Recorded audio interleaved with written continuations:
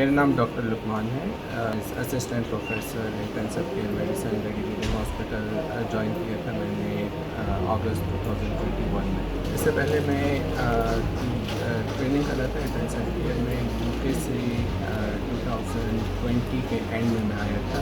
So recently हमारा CPSP का visit हुआ है और हमारी ICU की रिकग्निशन हुई है। पूरे सूबे में हमारा जो इंटेंसिव केयर का यूनिट पहला यूनिट है जिसमें हम अपनी ICU की ट्रेनिंग स्टार्ट करेंगे गवर्नमेंट से।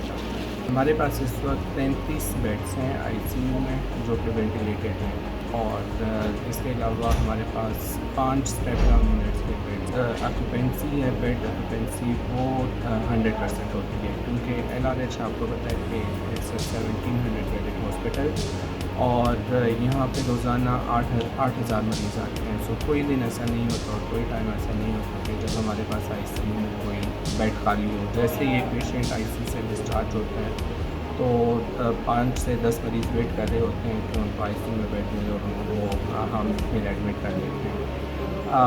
माहाना औसतन हमारे पास जो ICU एडमिशन है वो 110 से 120 पेशेंट्स एडमिट होते हैं इन 33 बेड्स पे, और हमारे पास माहाना ICU की कंसल्टेशन तकरीबन 600 से 700 आती है।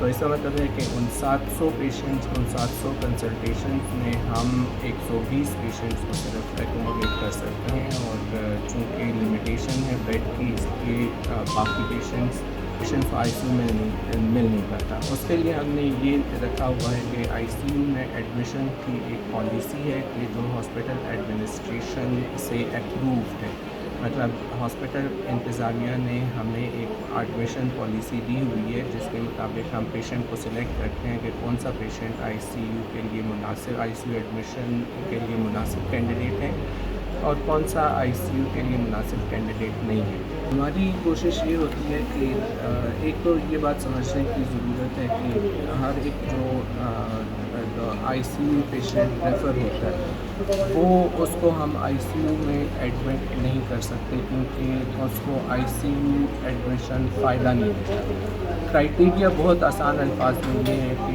एक हमारे पास अगर ICU का बेड खाली हो, जो कि जैसे मैंने आपको बताया कि जो कि होता नहीं है, हमारी एक बेड ऑक्यूपेंसी 100% होती है। दूसरा,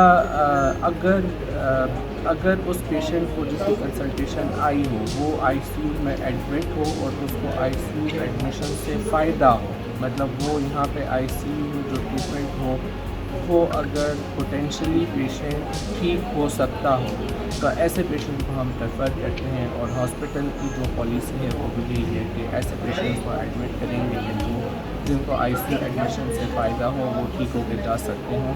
ICU बेड خم ته په اسانه میلا شو، بل دا و چې کوم بیډ کې څه مسله نه وه، هر څه مشینري وه، نورم د ښه انتظام برابر و، زموږ مریض ته ټریټمنټ ښه جاري و په ICU کې.